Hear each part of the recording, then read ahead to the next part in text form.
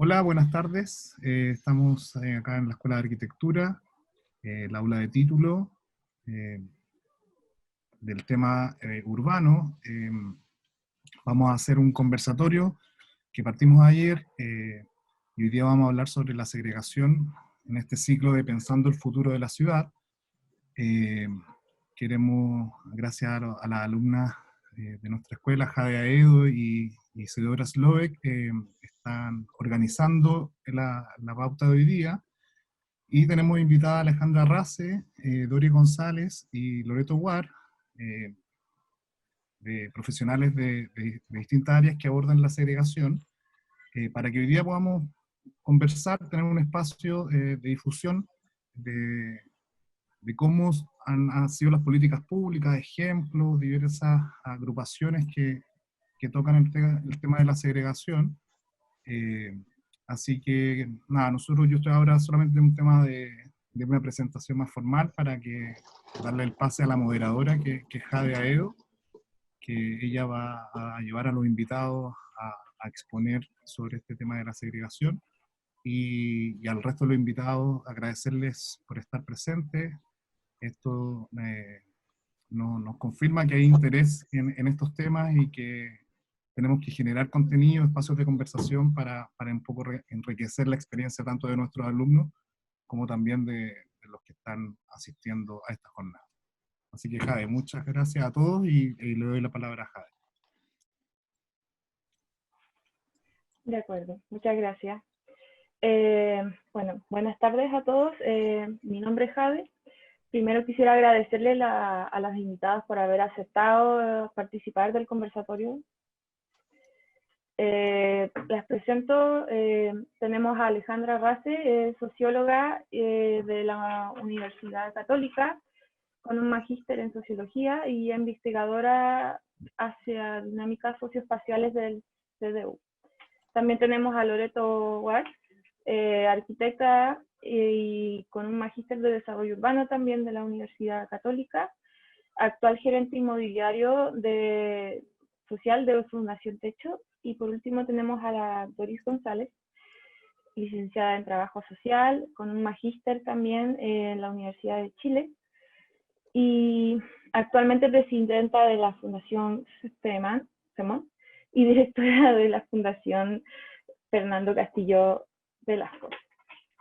Bueno, ahora quisiera partir introduciendo con una breve presentación que muestra un poco las temáticas que se van a tratar en este conversatorio sobre la segregación socioespacial en nuestra ciudad.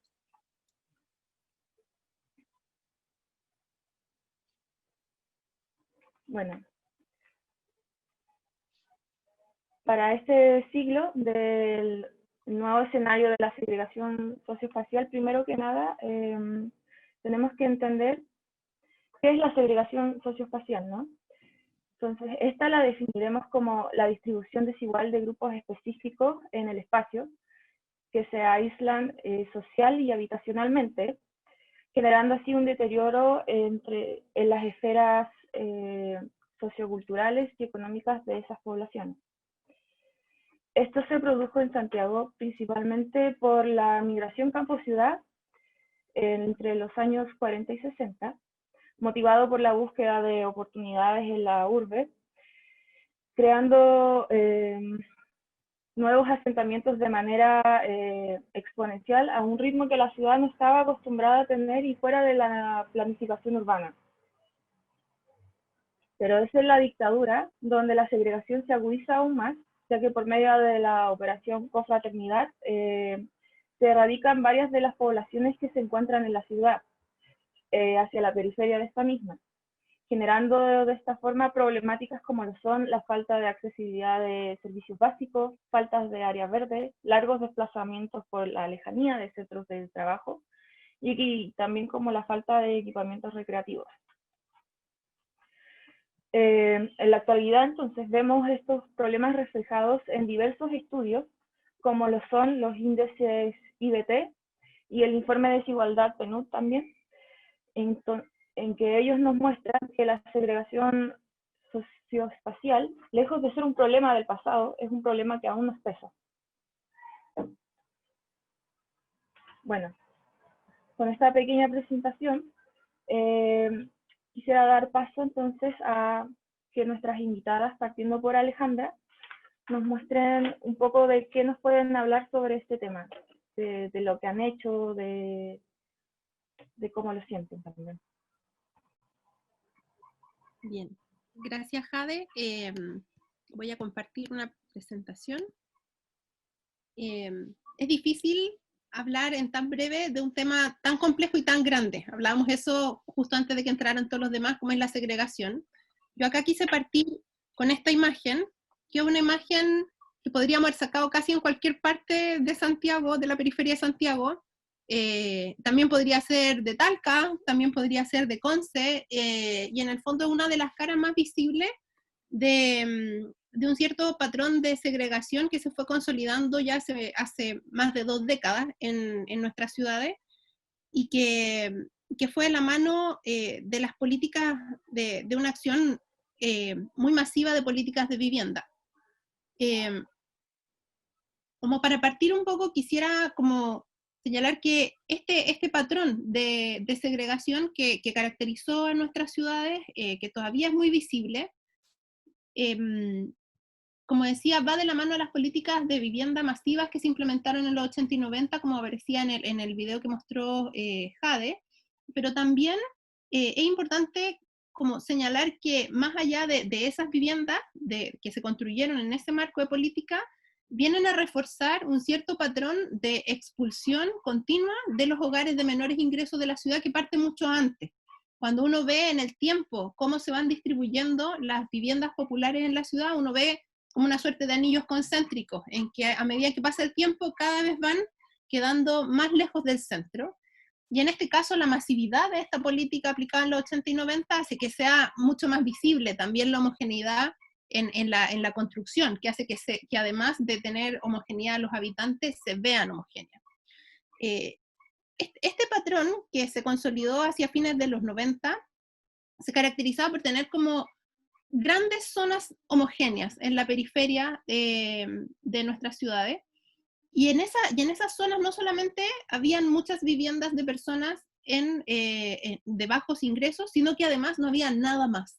En el fondo se trata de una política que no solo desplazó hacia las periferias, sino que llevó a las personas a vivir a lugares en los que no había ciudad. En el fondo no había lo mínimo que requerimos o que entendemos como integración al bienestar que nos ofrece la ciudad.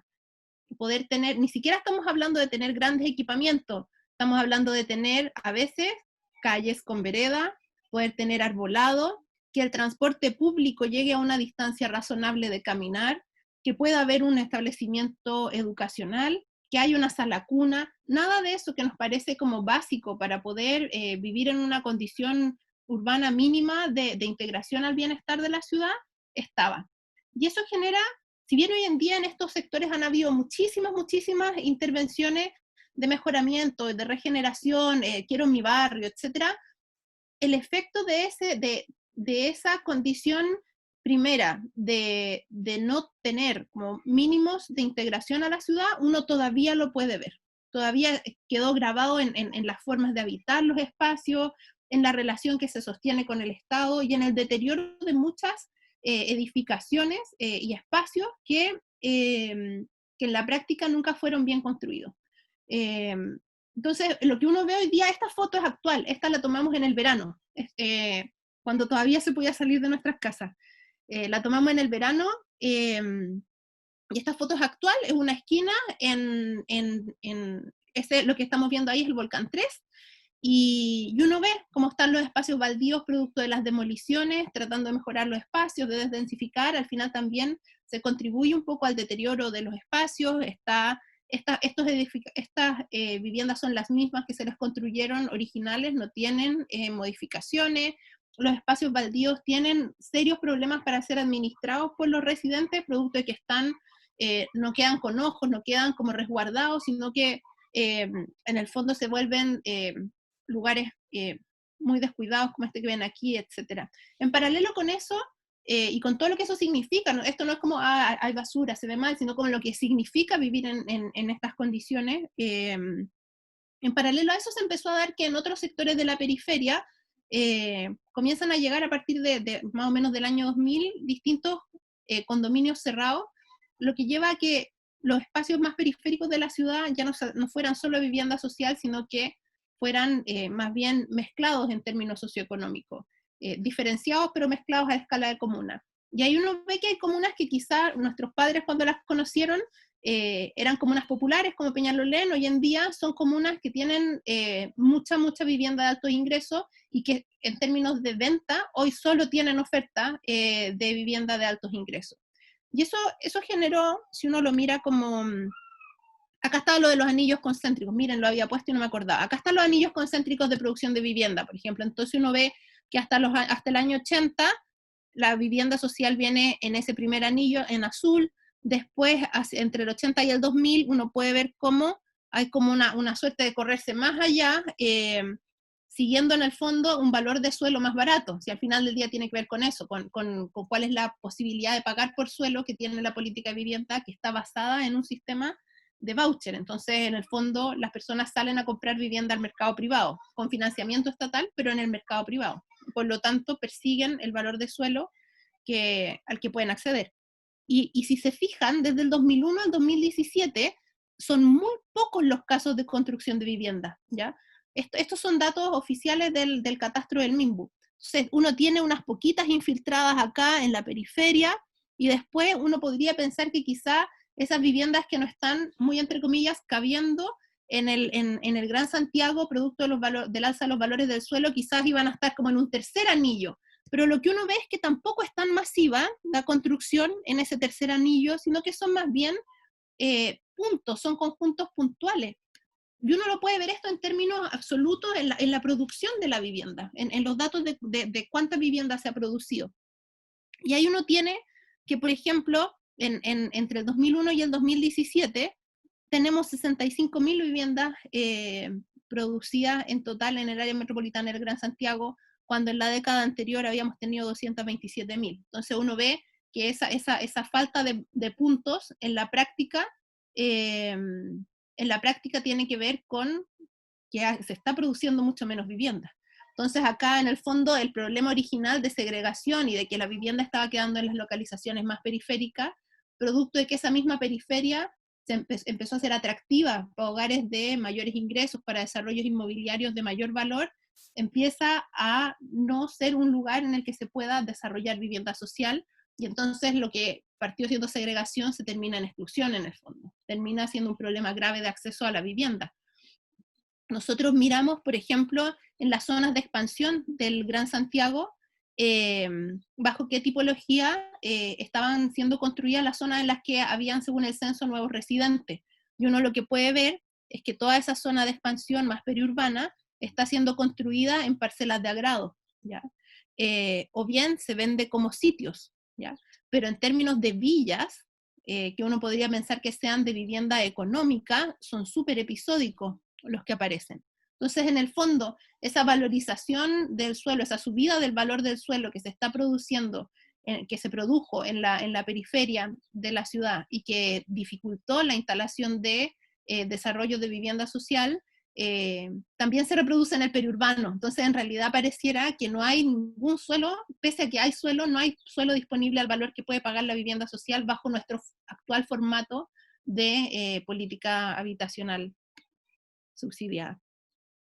Y ahí uno puede ver entonces el patrón de segregación de la ciudad conformado por estas como capas, ¿cierto?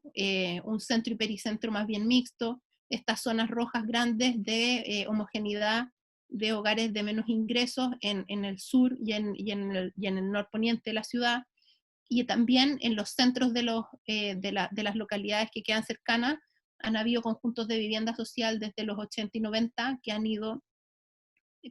Hubo en algún momento en los años 90 gente que fue desplazada desde Santiago principalmente hacia Colina, por ejemplo, pero en general se trata de conjuntos de vivienda de personas de esas mismas comunas.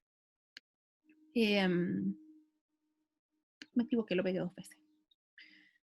Entonces,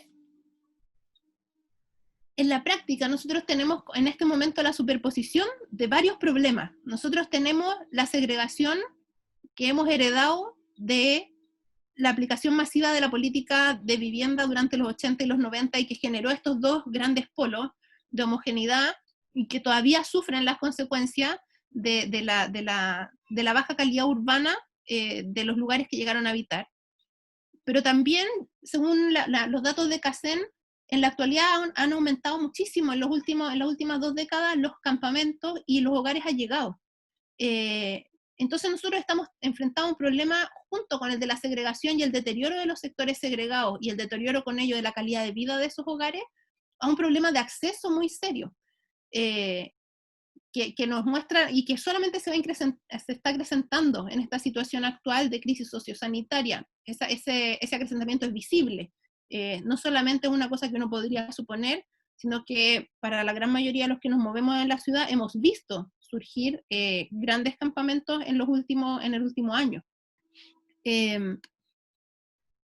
Entonces tenemos problemas superpuestos, tenemos un problema de acceso importante, tenemos un problema de segregación y de deterioro de los sectores segregados, y el problema es que no tenemos ni estamos discutiendo instrumentos o mecanismos que permitan realmente mejorar el acceso.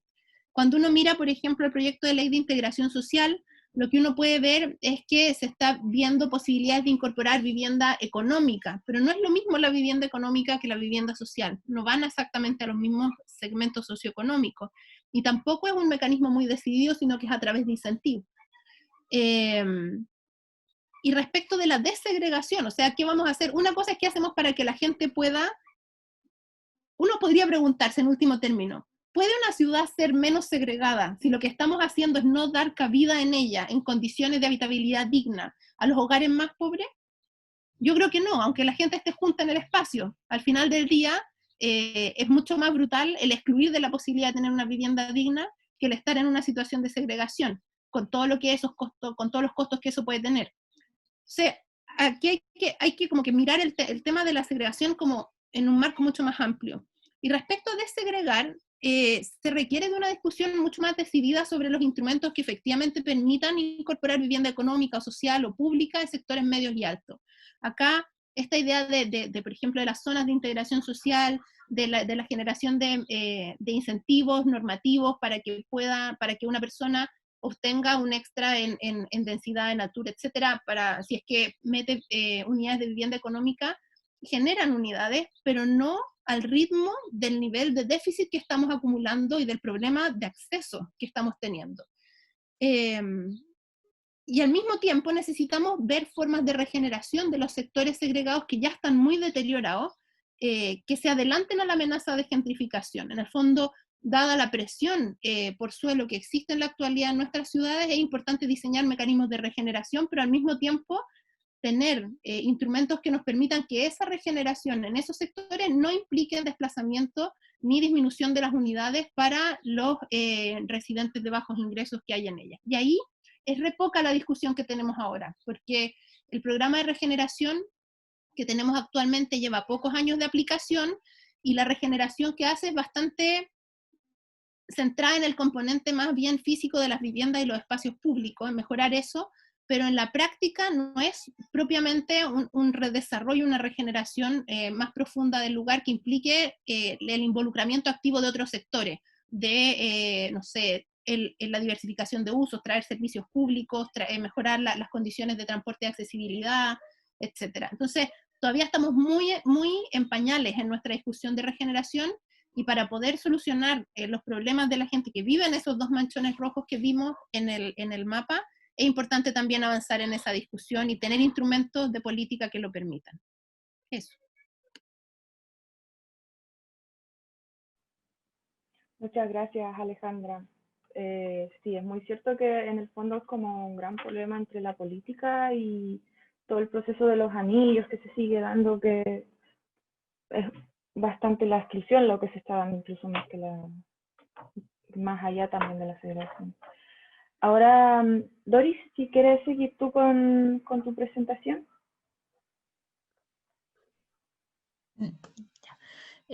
Bueno, primero que todo agradecer la invitación y el panel con que me toca compartir, panel femenino además, que se agradece. Así vamos también acortando la segregación en los espacios urbanos de las mujeres, que tenemos que estar ahí en los espacios académicos. Entonces yo creo que también va en esa línea, así que lo agradezco. Yo no traje una presentación como tal, así como para ponerla en el, digamos, en el Zoom, pero sí, en base a la invitación y compartiendo también lo que se dijo por Alejandra, que esta segregación, que no es solo una segregación que se lleva a cabo en los últimos 30 años, sino que parte además con la Operación Confraternidad en el año 76, donde se empieza a expulsar a los pobres hacia, digamos, otros lugares de la ciudad, se saca principalmente del sector oriente, y que es el fenómeno que nosotros decimos cuando a los machucas nos expulsaron del sector oriente de la ciudad y nos llevaron a colonizar nuevos terrenos. Y en ese sentido es que la política de vivienda en particular se ha mantenido bajo la lógica de la segregación y la expulsión de la vivienda social y de las familias más vulneradas hacia las periferias, donde hoy día los terrenos son los más accesibles en base a los recursos con los que se cuenta por parte del Estado. Y no se ha hecho un esfuerzo por cambiar esa dinámica, más bien en el sentido que se ha avanzado es donde las organizaciones hemos impulsado nosotros mismos los cambios o las modificaciones, y que ha sido además a punta de lucha, digamos, que en ese sentido las tomas de terreno, digamos, cuando se vuelve a la democracia, que se instala una nueva forma de la compra de terrenos por parte de la política de vivienda, hemos avanzado, digamos, en utilizar o regenerar espacios de los centros de la ciudad, pero no ha sido lamentablemente por voluntad política. Entonces, también ahí uno comienza a pensar y decir, chuta, cuando, no recuerdo bien, parece que fue el ex ministro de Salud que comentó en algún momento que el virus podía mutar y convertirse en buena persona. Lamentablemente las autoridades políticas y quienes dirigen las instituciones en ese sentido tampoco han mostrado voluntad de mutar y convertirse en buenas personas, sino que los avances que se ha tenido ha sido lamentablemente porque se han obtenido a la fuerza. Entonces, o un poco a la fuerza, por decirlo así.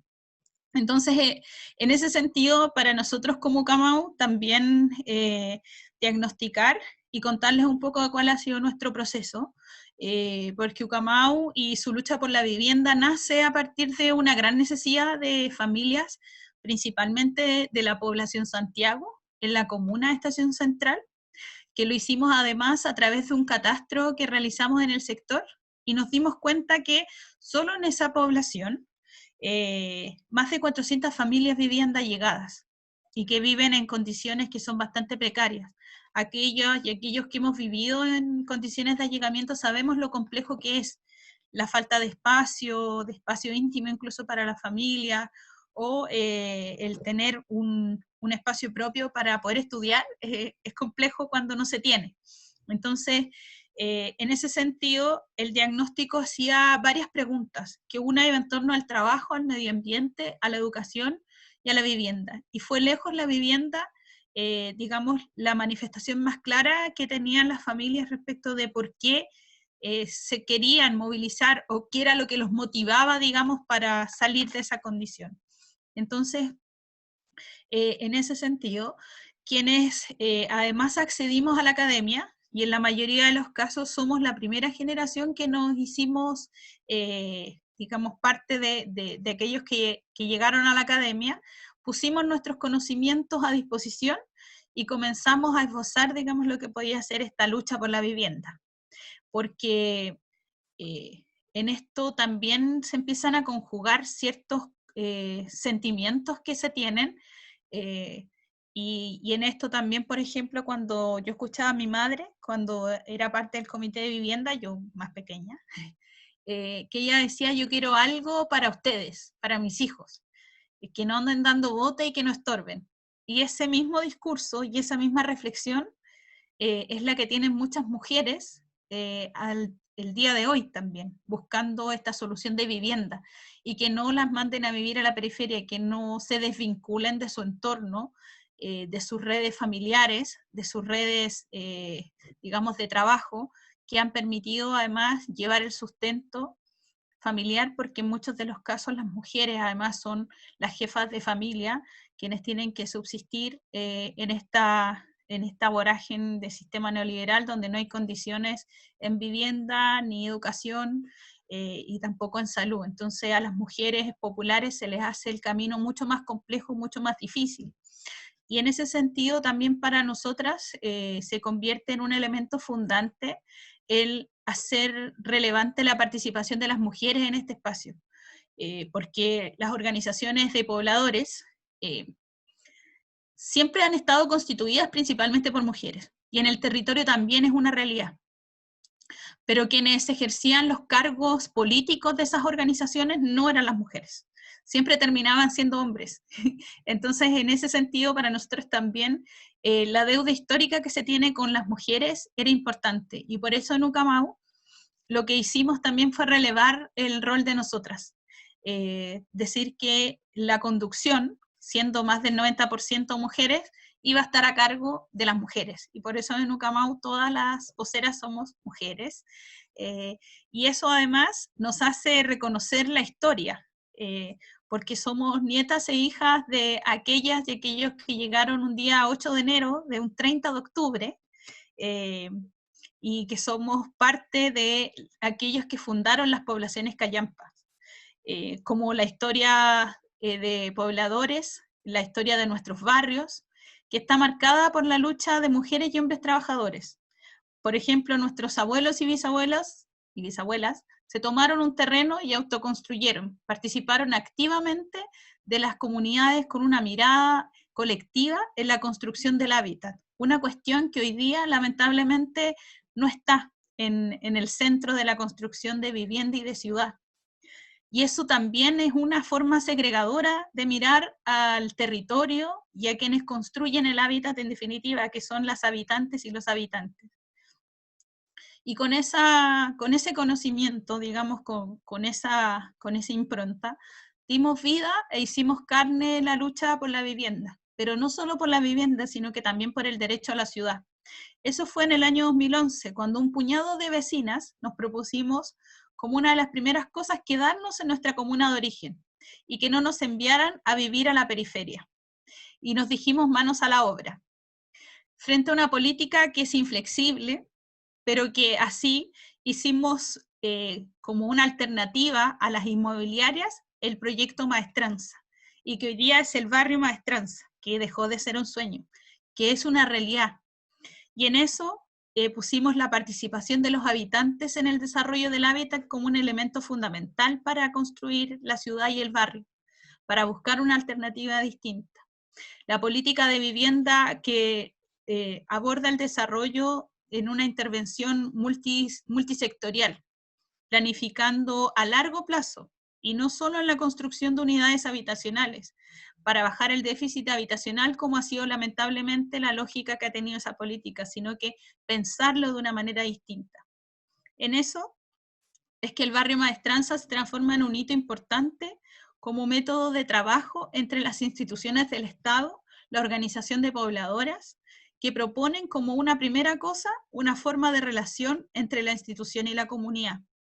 Como una segunda idea es que la participación de esta comunidad en el diseño de las estrategias, en la participación, en la toma de decisiones y en el involucramiento en las distintas esferas del desarrollo de su barrio, que es un proceso profundamente enriquecedor para el conjunto y que crea un espacio de identidad colectiva, fortaleciendo absolutamente la coproducción del diseño arquitectónico de este barrio, que deja de ser solamente un proyecto de arquitectura, sino que comienza a ser un barrio que lleva consigo muchos elementos que son importantes de lo colectivo, del pensar en más allá de una vivienda individual, sino que también en esta idea de la vecindad y de la comunidad, que la política de vivienda en particular no recoge hoy día, porque siempre se le termina entregando a un intermediario el cómo se diseña un barrio, cómo se diseña la vivienda,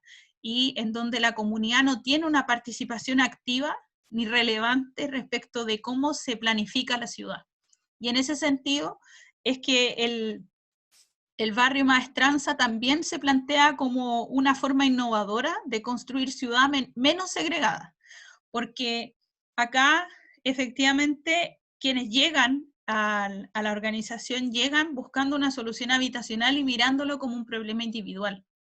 Y nosotros le damos la vuelta, y a través de la formación, de la información y de la reflexión, es que se logra pensar en esta idea de que la solución va a ser colectiva, y que nos vamos a quedar en un espacio de la ciudad que es determinante para poder desarrollarnos humanamente, que vamos a tener acceso a servicios, que vamos a tener la infraestructura necesaria, y que en ese sentido efectivamente podemos empezar a delinear una ciudad mucho más democrática, acabando con la idea de la segregación socioespacial que ha tenido la política pública de vivienda durante tantos años.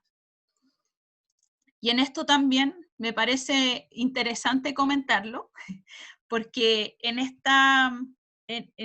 la conquista de este barrio, yo lo veo como un proceso constituyente en pequeña escala, porque durante mucho tiempo hemos dicho que sobre todo los sectores más vulnerados, los sectores populares, son aquellos que han estado más ajenos y más al margen de las decisiones políticas, y que incluso en el discurso y en el sentido común es, bueno, a mí no me interesa la política, yo no me voy a meter en política porque no cambia nada, al otro día tengo que seguir trabajando igual. Efectivamente, tenemos que seguir trabajando igual, pero las condiciones del trabajo y de la vida van a ser distintas si transformamos esta sociedad.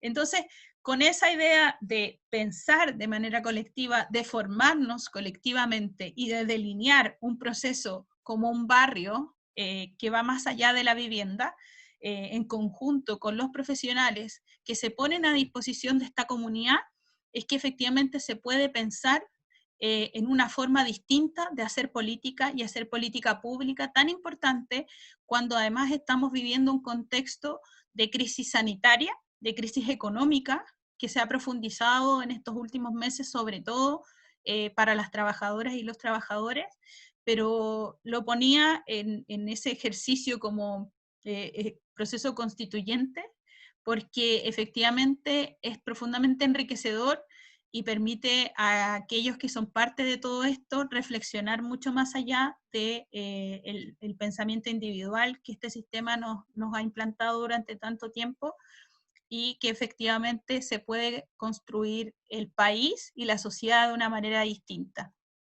Entonces, así avanzar en el camino de un Chile más justo, y que efectivamente se pueda garantizar el derecho a la vivienda en un proceso como el que estamos viviendo actualmente, que creemos que el 25 de octubre va a ganar el apruebo y vamos a cambiar la Constitución, pero también ir más allá y pensar en el derecho a la ciudad, esta como un lugar y un espacio que tenga la garantía del desarrollo para todas y todos, que refleje ese Chile diverso que somos hoy, y que es decir, que tengamos derecho también a infraestructura, a servicios, con los que cuenta la ciudad del siglo XXI, y esa ciudad que llegue a todas las comunidades, y no sigamos pensando en la solución solamente en el ámbito cuantitativo, sino que también cualitativo, y de esa manera delinear una ciudad o ciudades menos segregadas, y la conquista de un país mucho más justo que va de la mano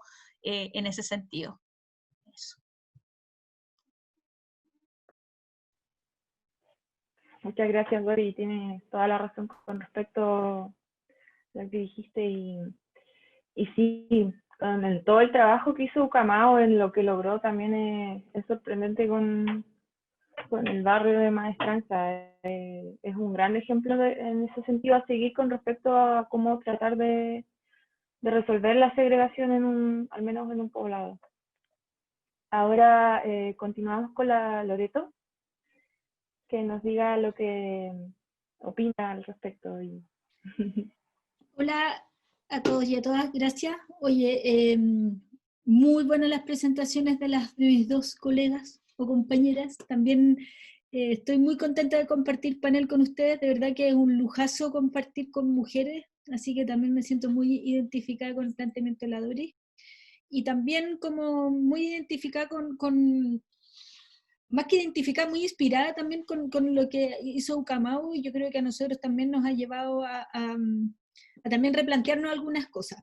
Yo quería como compartir una presentación para poner quizás en contexto algunas cosas respecto a la situación actual y respecto a la política, para después poder comentar en qué estamos más o menos como inmobiliario. Así que voy a compartir pantalla para por contarles en qué estamos y en el cómo vamos. No sé si estoy compartiendo ya. Sí, ya se ve. Sí, perfecto. Se me movió todo, o sea, lo hice súper mal, pero no importa. Ya, yo igual quiero hablar de la exclusión habitacional y un poco colgarme de las presentaciones que hizo la Alejandra y la Doris, y yo creo que hoy día estamos más bien, o sea, creo que la segregación socioespacial es súper clave y es como la situación base con la que nos encontramos, y tal como planteaba la Alejandra, se complejiza aún más con las condiciones de exclusión habitacional. Y aquí como poder poner algunos datos, que al 2019 habían más de 47.000 familias viviendo en campamento, y ya estimamos que eso al menos está llegando sobre los 50.000. Hay más de 377.000 familias en condiciones de hacinamiento al 2017, según la CACEM. Todo eso está aumentando y ha aumentado después de la pandemia y durante la pandemia de manera muy considerable. Y además hay más de 147.000 familias viviendo en barrios muy segregados, que sobre todo tiene que ver con las villas de bloques, que era algo de las imágenes que también mostraba la Alejandra. Entonces, al final del día, como poder hacer el punto de que la exclusión habitacional es hoy día una realidad que no está superada, sino que es masiva, persistente, creciente y muy crítica en nuestra sociedad, y que de alguna manera la crisis social y la crisis sanitaria nos interpeló y la visibilizó en un lente muy amplificador. Entonces, la pandemia también nos habla de un triple impacto que tiene que ver desde la dimensión sanitaria, la dimensión económica y la dimensión habitacional en este escenario de exclusión habitacional. Hoy día, más o menos para poner algunos datos, el 37% de las personas que viven en campamento están desocupados. El 40% de los ocupados en los campamentos trabaja por cuenta propia, o sea, tiene trabajo, pero es independiente, por lo tanto eso implica que igual tenía que salir a trabajar durante la pandemia, y 2/3 de las personas hacinadas correspondían al 40% más vulnerable de la población. Y desde la dimensión más habitacional, 9 de cada 10 campamentos no tienen acceso regular a agua potable, lo que dificultaba de manera significativa esto de la higiene y de las condiciones sanitarias. Por lo tanto también hay una precariedad en las condiciones del hábitat, y más de 1.740.000 personas en condiciones de hacinamiento medio, alto o crítico en Chile, lo cual hacía muy crítica la vida en las cuarentenas, y eso también explicaba que una de las condiciones del contagio, porque muchas de las comunas más vulnerables fueron las comunas que les costó más salir de la cuarentena porque vivían en condiciones basales muy adversas. Entonces, había una trampa social del COVID que estaba en estas tres dimensiones, que de alguna manera nunca fueron abordadas de manera, más que nunca, muy tardíamente fueron abordadas de manera como multidimensional y entendidas como parte de un mismo problema y como un problema sistémico. Finalmente era imposible hacer cuarentena, finalmente tampoco podía ir, si podía hacer cuarentena no podía tenía que salir a trabajar, si te enfermabas y no tenías cómo te atender, o sea, finalmente estabas metido en una majamama de dificultades que era realmente muy complejo poder resolver, y de alguna manera te llevaba a una triple trampa, por eso se llama el triple impacto. Y por otro lado, y en este mismo contexto, nuestra política habitacional tiene como dos variables principales, que unas de acceso y otras de mejoramiento. Principalmente durante la pandemia se ha tratado de relevar y poner como solución el subsidio de arriendo, y se ha tratado de liberar muchas trabas del subsidio de arriendo, pero la verdad es que hay una traba fundamental que es la de acceso. Y por otro lado, Hoy día nosotros en particular como Techo trabajamos mucho con el programa Fondo Solidario de Elección a la Vivienda, que es el DS49, pero que tiene parte de los problemas que comentaba la Alejandra, que terminan localizándose muy a la periferia y que cuesta mucho y es muy lento poder tener como solución. Y estamos también desarrollando un proyecto con el DS19, un poco para también poder entender qué tan inclusiva y qué tan integradora puede ser esta política. Y luego están los programas de mejoramiento, que de alguna manera buscan paliar los temas de los temas como de la segregación o de estos como pasivos que fue dejando la ciudad con estos procesos de erradicación de familias de los sectores vulnerables en la década de los 70, o sea, en el fondo con la dictadura hacia los años 90. ¿Cómo funciona un poco los temas de los subsidios? Y esto me parece importante poder explicarlo, porque esto habla también como de la lógica más subsidiaria, que el Estado de alguna manera entrega subsidios habitacionales y de los componentes que tiene el subsidio, hay un cofinanciamiento que entregan las familias a través del ahorro, el sector privado, las constructoras producen en el fondo las viviendas, y Techo, como somos entidad patrocinante que de alguna manera acompañamos en el proceso social y técnico.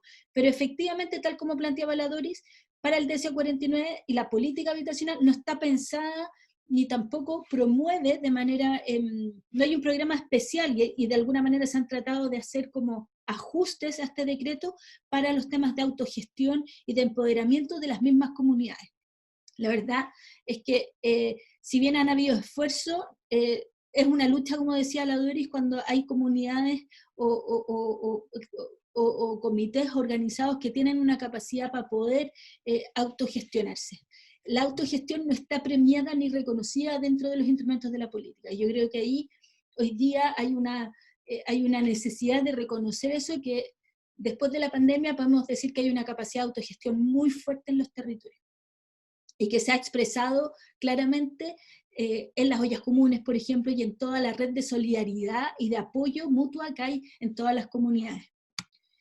Y por otro lado, en el DS19 están los subsidios habitacionales que entrega el Estado, hay un cofinanciamiento de las familias y son las entidades desarrolladoras quienes producen la vivienda, no existiendo una entidad patrocinante, no existiendo alguien que acompañe.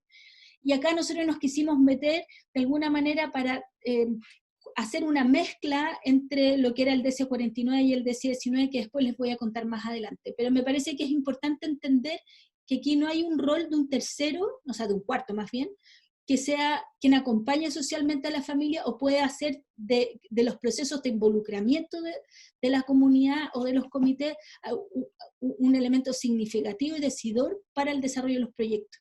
Y en definitiva el desarrollo como de la comunidad y del barrio. Y que es un poco lo que apunta la Doris con el proyecto Maestranza.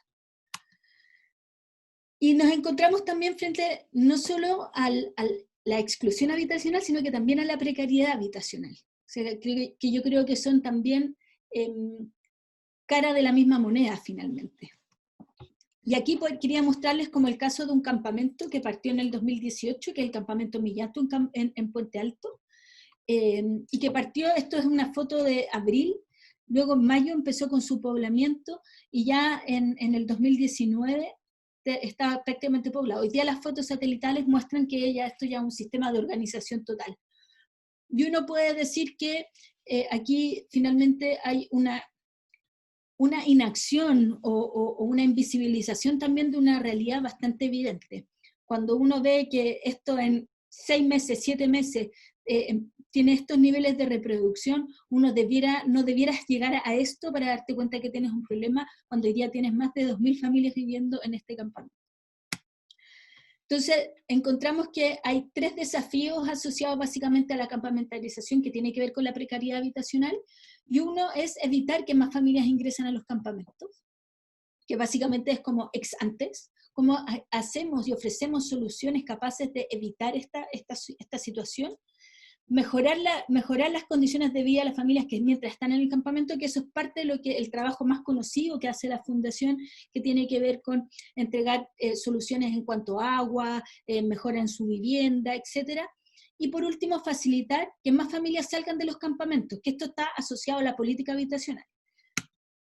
Pero la política habitacional, en el fondo, tal como ha explicado un poco la Dori, es bien difícil en el fondo evitar que las familias ingresen al campamento. ¿Por qué las familias ingresan? Porque hay una exclusión de la ciudad, ¿no es cierto?, que está dada primero por la vulnerabilidad económica. O sea, alguien se queda sin trabajo y que es un poco algo que ha sido bien evidente ahora durante la pandemia, que la crecida de campamentos se explica por las pérdidas de empleo, ¿no es cierto? Dada la segregación urbana, hay gente que también necesita estar más cerca de sus lugares de empleo, de sus redes de apoyo. La inseguridad también, nosotros tenemos datos que al menos una familia de 10 se va a vivir a campamento por problemas de violencia o de narcotráfico en sus barrios, y por los problemas de déficit habitacional, en el fondo, que no tienen dónde estar. O sea, ya de frentón son los sin techo. Entonces, hay 6 de 10 familias que se van al campamento porque no alcanzan a rentar, 2 de 10 por las bajas oportunidades laborales y 1 de 10 por inseguridad en los barrios. Eso, de alguna manera, genera 2 efectos, ya sea el hacinamiento crítico o la campamentación. Y a su vez, en el hacinamiento crítico, hay muchas personas que, viviendo en hacinamiento crítico, el 60% de las que viven en campamento vienen del hacinamiento crítico, y a su vez, 3 de cada 10 que viven en campamento eran allegados. Entonces, finalmente, la exclusión en la ciudad, esta segregación urbana, la inseguridad, la vulnerabilidad económica son las causas de estos 2 efectos, hacinamiento crítico y campamentación. Y, en definitiva, la dificultad que hay para salir, en el fondo estarán las dificultades, por qué la gente ingresa, ¿no es cierto?, aquí, por qué cuesta salir, es porque también las políticas habitacionales son caras, rígidas y muy lentas de implementar. Ahí la Dori puede contar cuánto le ha costado su lucha por conseguir el proyecto y lo que ha costado desarrollar el proyecto. Y en el fondo yo les puedo decir que nosotros como Techo nos podemos llegar a demorar entre 5 y 10 años en desarrollar un proyecto por las distintas variables. La principal de ellas es el difícil acceso a suelo bien localizado, porque finalmente suelos en la periferia, sacando a las familias de sus redes, es muy difícil, y cuando nuestro modelo de trabajo es con las familias con las que nos vinculamos, es con los comités de vivienda, nosotros no buscamos dar una solución en cualquier lugar, sino que donde quieran y con las familias. Donde quieran las familias y en un lugar que acordamos con ellos. Y después también hay barreras de acceso. Más allá, incluso en el DS49, que es el DS, en el fondo son los proyectos de vivienda sin deuda, también hay barreras sociales, económicas y legales. Hay veces en que mujeres separadas o sucesiones entrampan las dificultades para familias, incluso económicas, las mismas asociadas al ahorro, o las sociales, por ejemplo, que muchas veces vive la población migrante también. Y hay un nuevo fenómeno que yo creo que ya nosotros estábamos viendo hace como 1 año y medio, 2 años, que está muy asociado al negocio del subarriendo, que también habla de un tipo de precariedad habitacional, que yo creo que esto parte desde los primeros tiempos de la política habitacional, donde está apareciendo esto de los conventillos, de cualquier lugar se transforma en un lugar donde poder generar una especie de hábitat, donde hay nulas condiciones de habitabilidad, desde los materiales hasta las condiciones de ventilación, etcétera, hacinamiento crítico y además arriendos abusivos y desregulados. ¿Qué hacemos nosotros como inmobiliaria? De alguna manera trabajar con los excluidos de la ciudad, pero los excluidos ya no son solo los de campamento, sino que también tiene que ver con un fenómeno que está expresado en el allegamiento y también en el hacinamiento crítico, y por la exclusión que produce los altos precios de suelo y el arriendo abusivo. Sumado además a los tiempos de espera en acceder a la vivienda, al mal acceso a los servicios, a la mala calidad de vida en los barrios. O sea, yo creo que la exclusión en la ciudad no es solo el no tener vivienda, sino que también es la segregación. La segregación también es la no ciudad. Puedo tener techo, pero no tengo ciudad. Entonces hay también esta publicación de Sur que habla de los sin techo y los sin ciudad también. Y para nosotros es muy importante entender que esto es una responsabilidad compartida y que estamos en un minuto de hacer cambio en estas lógicas individuales en las que nos hemos desarrollado, que además hay un sentimiento de abandono y de abuso donde las experiencias cotidianas tensionan y angustian a millones de personas. Para nosotros nos convoca el sentido de urgencia y lo que buscamos es construir un lugar en la ciudad, que yo creo que es un poco lo que planteaba la Dori. Al final esto de que quiero que mis hijos tengan un lugar donde estar, nosotros queremos ofrecer un lugar en la ciudad, y creo que eso es lo que también nos tiene que convocar a todos. Nosotros buscamos que nuestro sello principal no somos una inmobiliaria nomás, somos una inmobiliaria social. Y eso es lo que tratamos de trabajar con y para las comunidades y comités con los que trabajamos.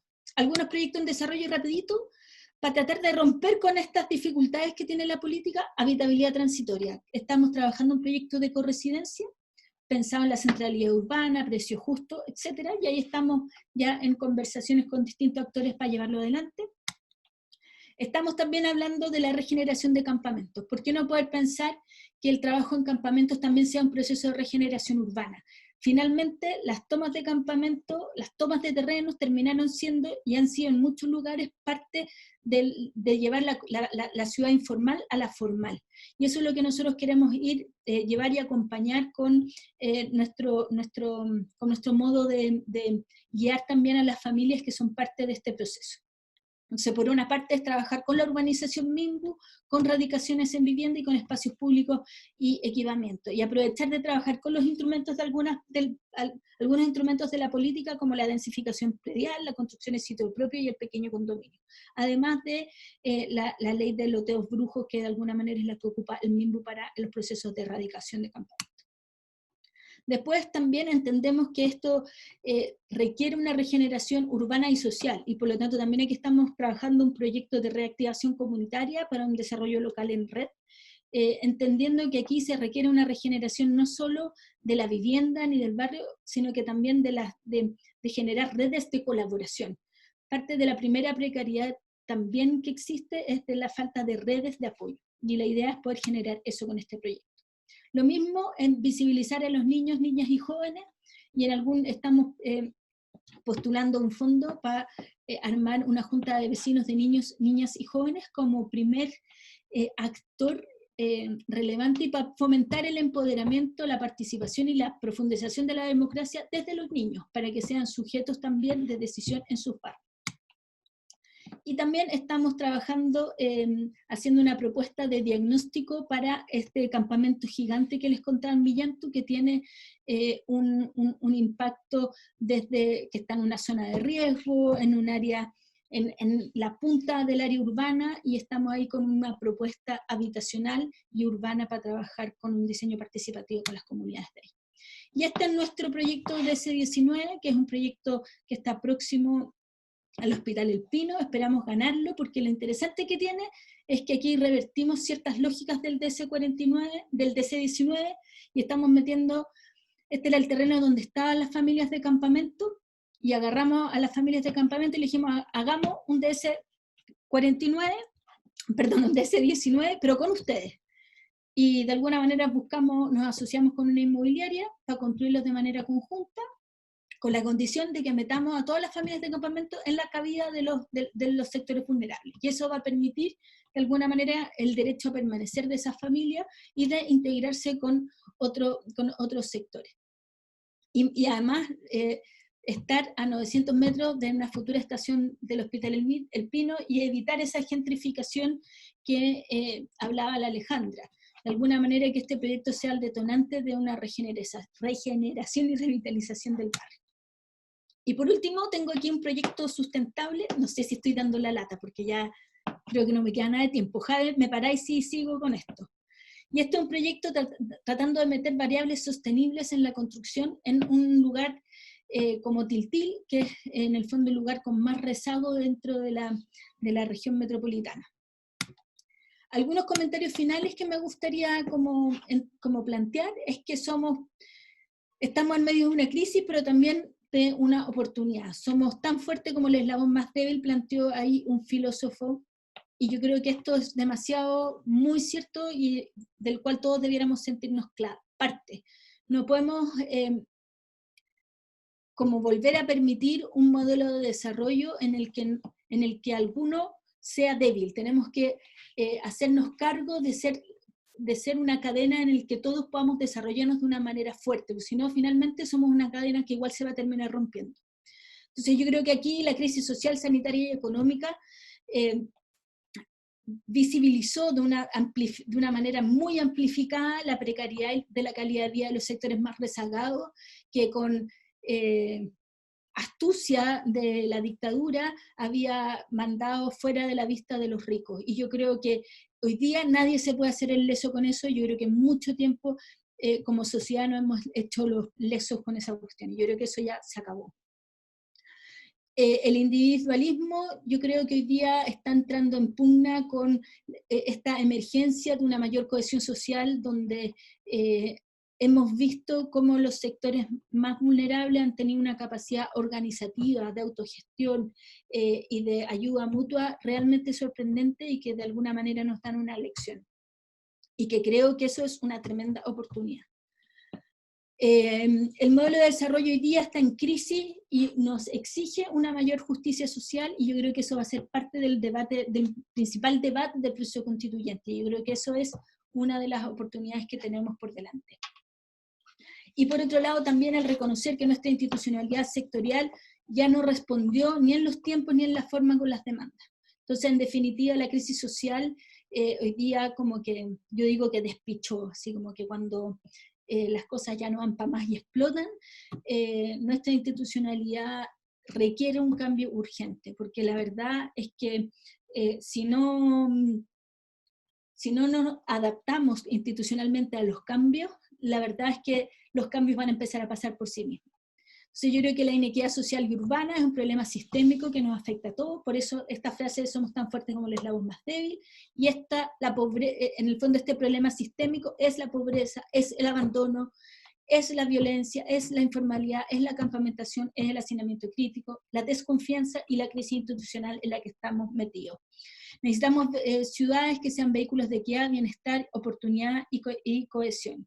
Y por lo tanto necesitamos políticas públicas más ágiles, convocar a la sociedad a ser parte de la solución, vinculando a todos los actores territoriales con las oportunidades, articular medidas más eficientes y además desarrollar y o potenciar la autonomía de las comunidades. Yo creo que esto es clave y nos va a permitir construir un tejido social diferente. Y yo creo que la respuesta sistémica a esto también es colaborar desde la corresponsabilidad. Esta corresponsabilidad es entre todos, Estado, sector privado, sociedad civil, comunidad y territorio. Eso. Muchas gracias. Siento que hablé N. Sí, bueno, pero fueron datos muy claves, muy impresionantes, la verdad, con respecto a la situación actual, la situación de campamentos, todo bastante como bien, muy presentado, muy claro. Muchas gracias, Lorena. Bueno, ahora entonces tenemos que pasar a la parte de preguntas. Primero que nada, creo que igual es ideal pensar en cómo está ahora la situación actual en nuestra ciudad con todo esto de la crisis social y cómo se han agravado aún más los fenómenos de la segregación, en donde ya los problemas son como nuevos, ya no, las pobrezas no son las mismas que antes, ya pasa que que la situación en la ciudad requiere otros tipos de soluciones para poder encontrar formas de poder vincular estos poblados o traer la ciudad a esos poblados. Entonces quería preguntarles dentro de una de las preguntas que habíamos tenido organizadas del conversatorio, ya que actualmente la situación en Santiago está teniendo fuertes como impactos en estas poblaciones que se encuentran muy debilitadas, ¿cuáles creen que ustedes que son los factores de planificación que son perjudiciales y los que deben ser, los que se deberían aplicar dadas las situaciones? Si hay nuevas cosas que uno ahora tiene que tener como en criterio para poder hacer el diseño urbano. Cualquiera, si es que quiera responder a la pregunta. Yo puedo partir, así tomo lo más fácil y después los otros tienen que poner cosas más difíciles, más rebuscadas. Yo creo que hay una cosa que dijo la Loreto, que lo primero es que no es que se pongan cosas completamente nuevas, sino que se hace más evidente que era muy importante haber hecho cosas de las que se estaba hablando y quizás no se les había asignado la urgencia que tenían.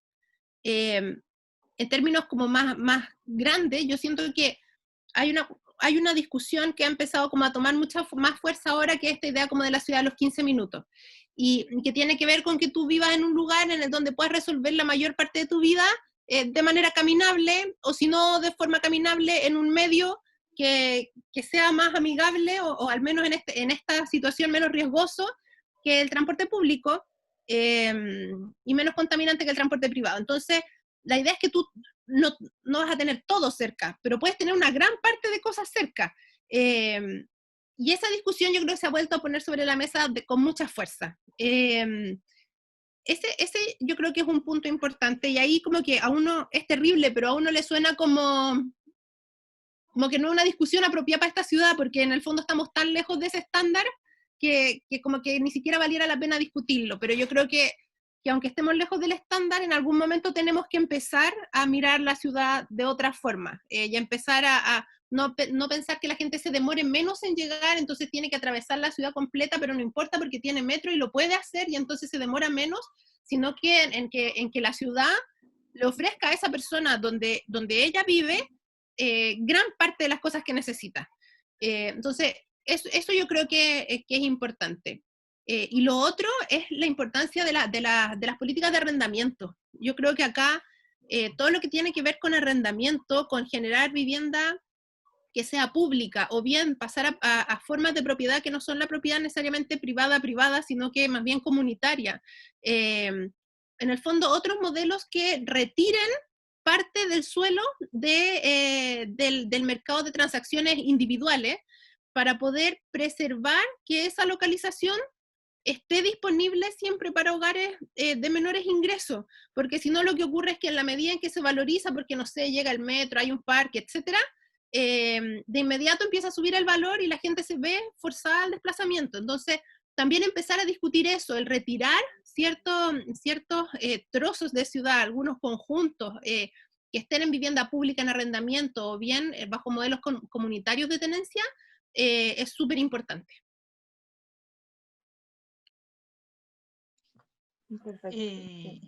Mira, yo quería agarrarme de lo último que dijo la Alejandra, que me parece súper interesante, y que de hecho estaba leyendo también la pregunta que hacía ahí Cristóbal, si no me equivoco, respecto de esta idea de, bueno, cómo se asume el déficit habitacional, siguen aumentando los campamentos, entonces hay un montón de elementos ahí, y hay una cuestión que es bien impopular cuando las decimos nosotros, sobre todo, que somos parte de la organización de pobladores, que luchamos por la vivienda, es como luchamos por la casa, pero creemos que la solución a esta situación compleja que nos ha tocado vivir, digamos, del déficit habitacional, y buscar una solución, no es entregar patrimonio a las familias más vulneradas. O sea, esa no es la solución que esperaríamos que fuera, porque lamentablemente hoy día está siendo la única. Entonces, ahí lo que decía la Alejandra es súper importante. Nosotros hemos llevado muchas propuestas, digamos, al Ministerio de Vivienda, frente a las autoridades, de pensar en la propiedad colectiva. Por ejemplo, el barrio Maestranza podría haber sido, digamos, de propiedad colectiva, y que fuera una cooperativa quien regulara la propiedad de esa comunidad. ¿Por qué? Porque efectivamente lo que sucede en el espacio urbano, y en el espacio urbano bien ubicado, particularmente con la vivienda social, es que muchas veces esa vivienda que se construye por parte del Estado, y que es una vivienda social, luego pasa a ser parte del mercado, porque la familia, en algunos casos, por cuestiones que incluso van mucho más allá de incluso en algunos casos por temas de salud, terminan vendiendo su vivienda, y esa vivienda termina siendo parte del mercado cuando en definitiva se construyó por parte del Estado. Entonces, tenemos que comenzar a pensar también en esta idea de la propiedad. Y claro, y ahí vienen todos los fantasmas de que esta nueva constitución la queremos instalar con, así como, abolir la propiedad privada, y que le vamos a ir a expropiar todo a todos, incluso hasta la ropa. Esas caricaturas y esos fantasmas que empiezan a ver en el ambiente en este momento.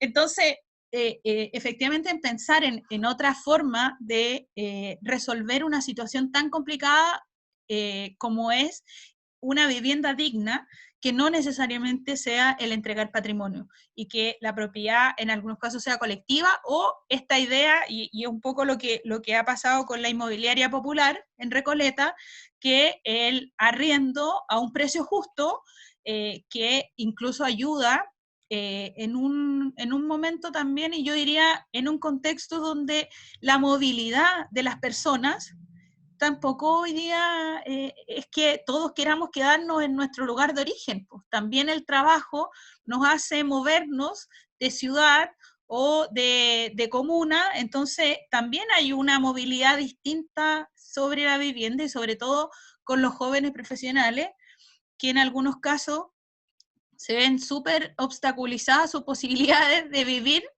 dignamente, que la única solución en algunos casos termina siendo vivir con los papás eternamente, porque no hay posibilidades de tener o de pagar un arriendo o de optar a una vivienda con su familia. Entonces hay que buscar una visión distinta, y esto es tensionar la institucionalidad tal cual como está ahora. Yo creo que es fundamental esto, pero por supuesto que tiene que ir de la mano con los procesos de participación de las comunidades en la toma de decisión, y con esta idea de regenerar espacios, y que claro, y que nosotros siempre estamos pensando solo en lo que la legislación nos permite. Y ahí la Loreto dio delante un ejemplo, esto de que la autogestión no se reconoce al interior de la legislación actualmente. Y para que el proyecto de vivienda de Ucamau, para que el barrio Maestranza fuera posible, tuvimos que instalar la autogestión en una legislación, y que fue en el Decreto Supremo 49 del año 2011, que con una gran movilización, y no solo de Ucamau, de diferentes organizaciones, se logró instalar. Y uno dice, y es paradójico además, porque fue en el primer gobierno de Piñera, y uno dice, ya, lo logramos, pero quien sacó de cuajo la autogestión del decreto fue el segundo mandato de la señora Michelle Bachelet, y sin la discusión de las organizaciones, sino que más bien lo hicieron entre gallos y medianoche, cuando se metió a la Contraloría el decreto, y nos enteramos casi por las redes, como dirían, nos enteramos por la prensa, que ese artículo en particular, que permitía y tenía la capacidad de reconocer a las organizaciones de pobladores y, digamos, y a los comités de vivienda como un ente fundante para digamos, y en esto la planificación de la vida urbana, no solo digamos, de la planificación urbana, sino que de la vida urbana, se eliminó. Y además por eso cobra tanto sentido el barrio Maestranza como un proceso de autogestión, y que sí se hizo posible, y que sí está, y que es un ejemplo en donde ya no nos pueden decir, no, es que esto nunca se ha hecho. Ahí está claro, miren qué bonito, miren la gente cómo vive ahí, es una realidad. Entonces, como en ese sentido yo creo que hay que ir avanzando y no pensar solamente en lo que la legislación nos permite, porque si no estaríamos así como años luz de pensar en democratizar espacios, y en espacios de decisión también. Entonces, por ahí me quedo, y espero haber contestado las preguntas y digamos, el debate. ¿Voy yo, Jade, también? Sí, adelante. Oye, un poco para complementar lo que también plantea la Doris, y poder contribuir a otros factores que puedan ser perjudiciales, o más bien cómo poder incorporar otros. Creo que lo que dice la Doris es clave. Yo creo que las leyes, las normativas, los programas de alguna manera te dan un marco, y yo creo que poquito a poquito uno va también, o incluso de manera más, uno puede ir generando cambios, y un poco el ejemplo de Ucamau así lo muestra. Es cuando a nosotros como Techo también nos tocó de a poco ir moviendo la frontera de la política del DS49, a la Doris también, y hemos sido muchos los actores quienes hemos estado moviendo eso, y creo que eso es lo que no nos podemos quedar como, no, esto es lo que se puede. Creo que de a poco uno tiene que ir mostrando que se pueden generar otras formas de hacer. Entonces creo que eso, así como lo plantea la Doris, no hay que como paralizarse, sino que más bien movilizarse en mostrar con ejemplos que uno puede generar cambio en la política. Pero desde la propuesta, o sea, yo creo que es proponiendo y mostrando con hechos claros que se hace, que es un poco el ejemplo que contaba la Dori. Ahora, algunos otros factores que yo creo que pueden ser claves para la planificación y como un poco para controlar la segregación o para paliarla, yo creo que también es crear como procesos o modelos de gobernanza asociados a los procesos de planificación. ¿Qué quiero decir con esto? Que muchas veces los procesos de integración, los procesos de segregación o los procesos de planificación nunca consideran a los barrios o a las comunidades que ahí habitan. Incluso hoy día cuando estamos pensando en los planes de inversión, no sé, de movilidad, a propósito de la ley de aporte, nadie está pensando en cómo esto yo lo trabajo con la comunidad, sino que hago un proceso consultivo para hacer el check. Entonces, creo que es súper potente y podría ser súper empoderador de comunidades el empezar a involucrarlo a través de un modelo de gobernanza que te permita tener como una especie de grupo motor que siempre esté participando contigo en los procesos de planificación. Entonces creo que ahí hay una cosa que puede ser súper rica, en la cual tú puedes incorporar a las comunidades, a los entes locales, al sector privado, o sea, a todos los actores del territorio, en definitiva. Después creo que dentro de la planificación hay el Estado muchas veces es el que menos se coordina en la planificación de su inversión pública. Y creo que, y eso lo vemos, no sé, en las inversiones de metro, en las inversiones de ferrocarriles, que muchas veces llegan y se instalan en los territorios sin haber hecho un proceso de coordinación con las autoridades locales, o sin haber visto qué potencial pueden ver con el MIMBU para a lo mejor que los proyectos de inversión sean detonantes de transformaciones mayores. Y yo creo que ahí hay como una pérdida de oportunidad y una pérdida de integración, un poco en la línea de lo que planteaba la Alejandra. Para ciudades de 15 minutos, ¿por qué no podría llegar una línea del metro asociado con zonas de integración y con proyectos de renovación urbana? Y es la misma línea, yo creo que el considerar que siempre ciertas inversiones vayan asociadas a mixtura de uso y no al congelar. Por ejemplo, algunas comunas han decidido que congelar sus planes reguladores con las llegadas de metro. Yo creo que eso atenta contra la democracia de las inversiones públicas, sino que más bien debieras tú permitir un mayor uso y una intensidad de uso mayor de esas inversiones. Y también coincido con lo de las políticas de arrendamiento, y ahí uno puede darle miles de vueltas.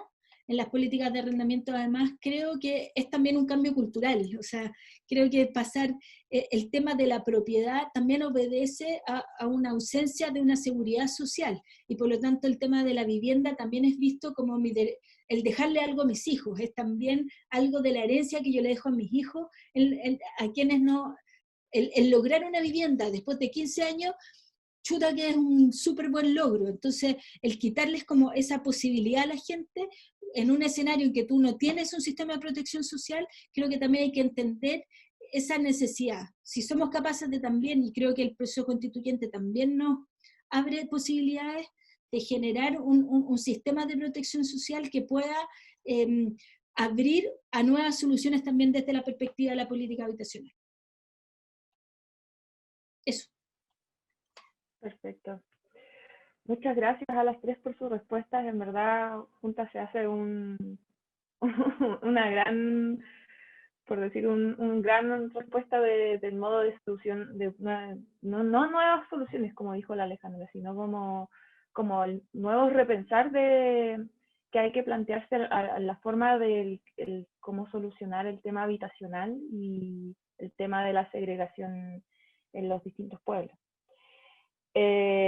Había una pregunta que había hecho Cristóbal, creo que ya te la contestaron, o quieres preguntarla hacia las tres. ¿Cristóbal? ¿No? Quizás por mientras que si Cristóbal aparece ahí creo que dijo que da espacio para otras preguntas. Yo quiero aprovechar desde el cuerpo docente que llevamos a los alumnos de título, un poco contarles, y quizás ahí ustedes con su experiencia, qué rico tener no solo arquitectos, sino que gente de las ciencias sociales, la sociología, el trabajo social. ¿Qué consejos o qué miradas podrían dar a los alumnos que están en proceso de titulación ahora mismo, abordando, pero también algunos que ya se acercan al proceso de titulación, donde hay que abordar diversas temáticas, en este caso el de la segregación, con como con consejos sobre cómo buscar indicadores, por ejemplo, la relación comunitaria, cómo esperan ustedes que debiéramos pensar en los nuevos profesionales, que ya no solo hay que responder a un problema técnico de cómo se construye la vivienda, sino que qué aspectos considerar. Nuestra mirada de aula tiene que ver con el espacio público, la planificación urbana, cómo las infraestructuras, en este caso de transporte y de movilidad, pueden doblegar o ser estrategias para ir rompiendo estas barreras.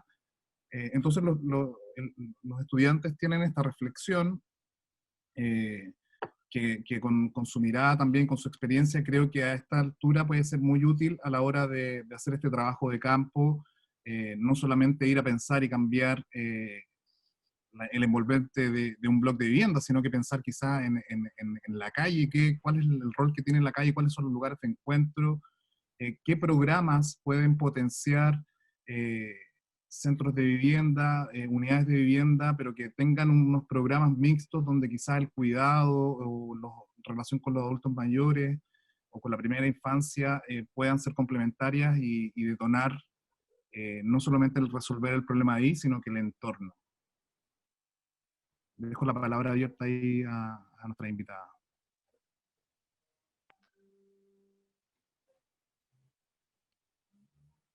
¿Yo de nuevo o que parta otro esta vez? Dale tú, así ya tenemos un orden, ya tenemos un orden. Yo soy profe, entonces a diferencia de las chiquillas que están mucho más las chiquillas, las rejuvenecí, ¿vieron? Que están mucho más en el trabajo directo más profesional. Yo soy profe, entonces como me pongo desde ese lado. Lo primero que me gustaría decirle a los que son estudiantes es que la arquitectura no se muestra nunca así, pero es una profesión de servicio. Y eso puede hacer mucho la diferencia en la vida de las personas. Generalmente se la vincula mucho más, siempre se piensan como desde la idea del diseño del espacio y desde la libertad de crear en el marco del diseño de esos espacios.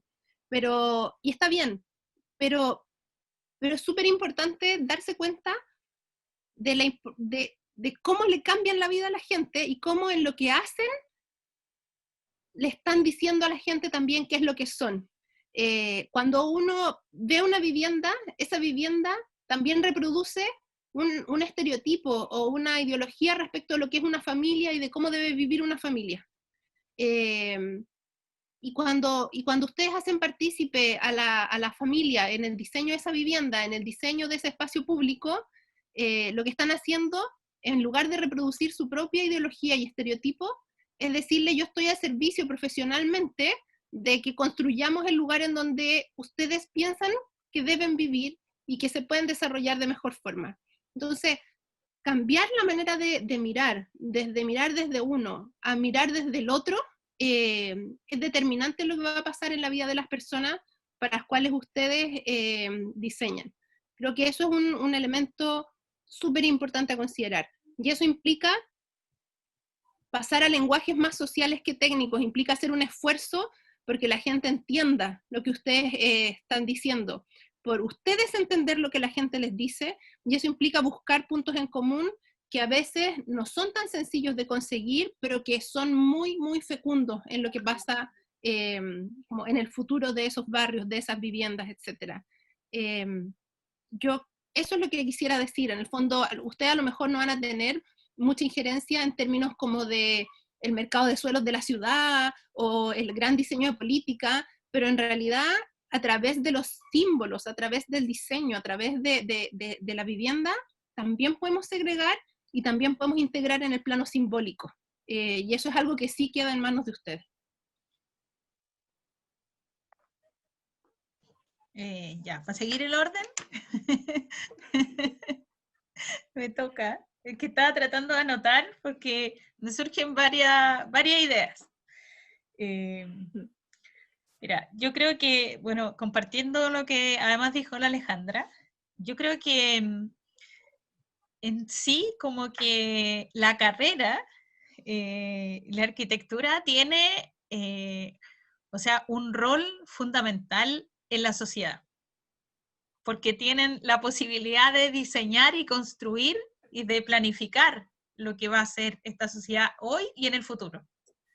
Y en eso tienen un rol fundamental que cumplir, pero ese rol no puede estar a disposición solamente del tema laboral.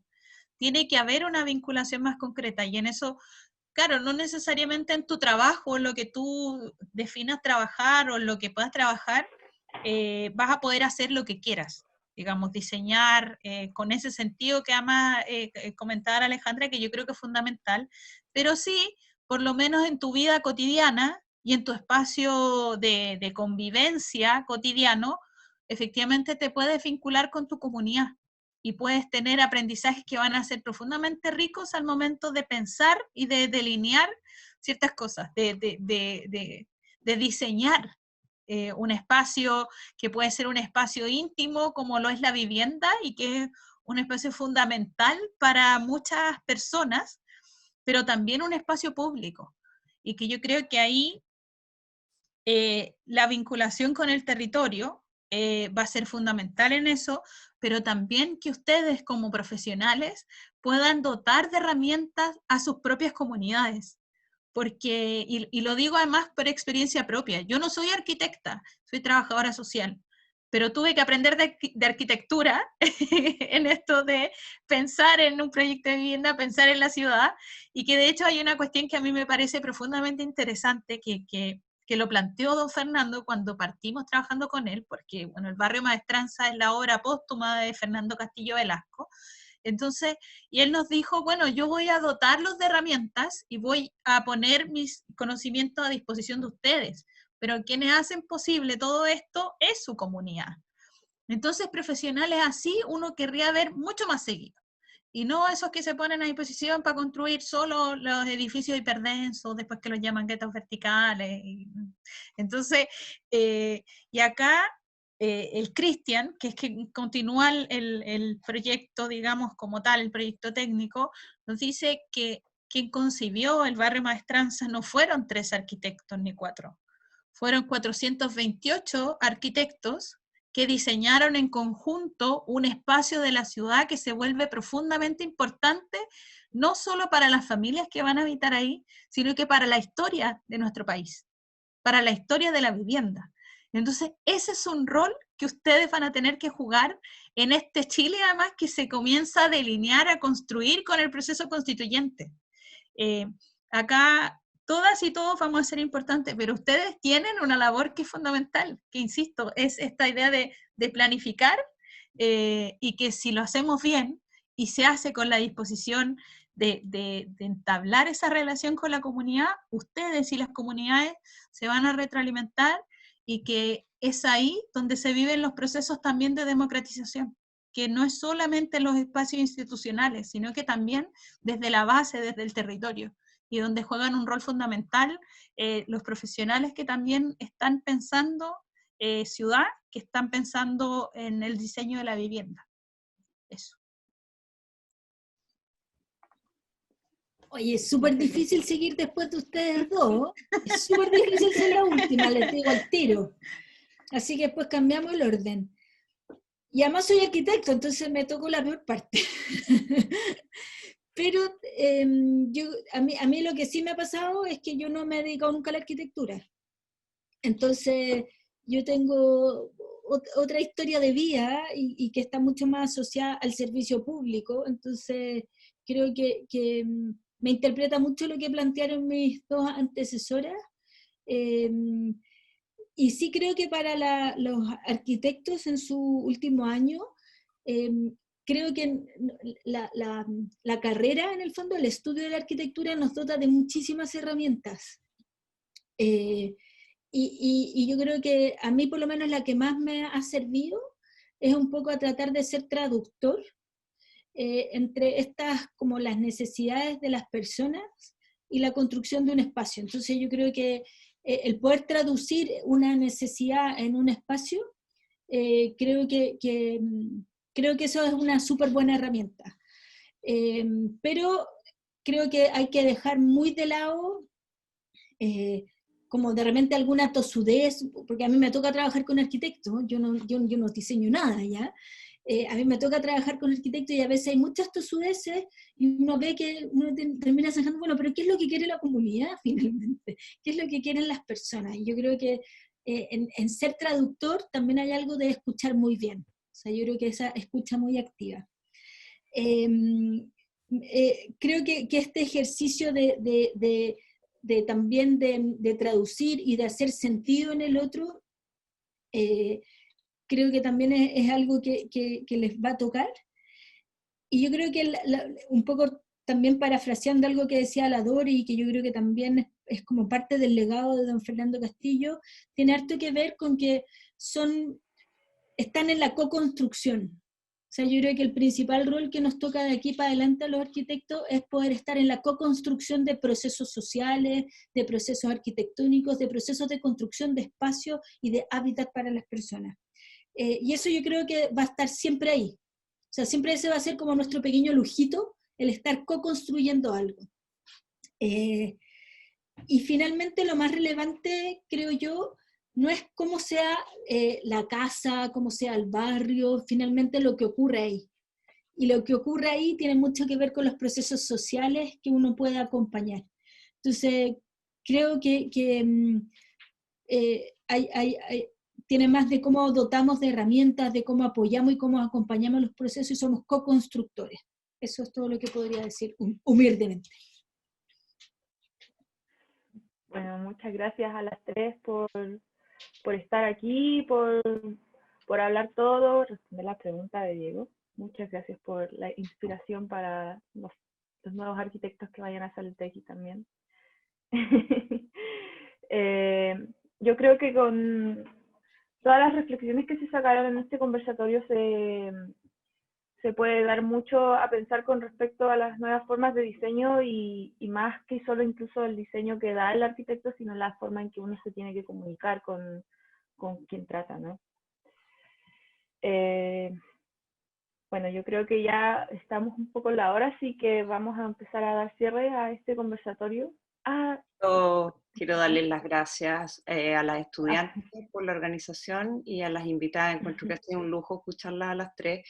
Yo había tenido la posibilidad de escuchar a Doris antes en un conversatorio en la Chile, pero ni a Alejandra ni a Loreto las había escuchado y encuentro que el trío ya se pasó. O sea, muchas gracias de parte de la escuela y esperamos tenerlas de vuelta cuando estemos presenciales. Gracias. Muchas gracias por la invitación. Sí, muchas gracias, lo mismo, muchas gracias y felices de poder participar y colaborar, así que encantadísimas. Y muy chulo estar con ustedes dos, hay que decirlo, un lujo. Yo también muchas gracias por la invitación a las estudiantes, a los estudiantes y a ustedes también como profe y a mis compañeras de panel que son tremendas también. Muy bien. Entonces damos por finalizado este conversatorio. Vuelvo a agradecer, ha sido muy retroalimentativo al final toda esta conversación. Diego, ¿quieres agregar algo más también? Ya estamos en la hora, así que agradecer la invitación, este espacio de conversación, que tengamos estos alumnos que están muy empoderados y con ganas de desarrollar el conocimiento y que tengamos este lugar donde crucemos información, creo que es muy importante. De nuevamente agradecer y mañana invitar a nuestros invitados y al público que asistió, que continuamos con el último conversatorio sobre salud y ciudad, salud urbana. Así que nada, muchas gracias y nos vemos mañana. Saludos. Oye, felicidades a los organizadores también. Muchas gracias. Gracias. Gracias. Se pasaron, muy chicas, bien. alumnos. Chao, chao. Chao. Gracias, gracias.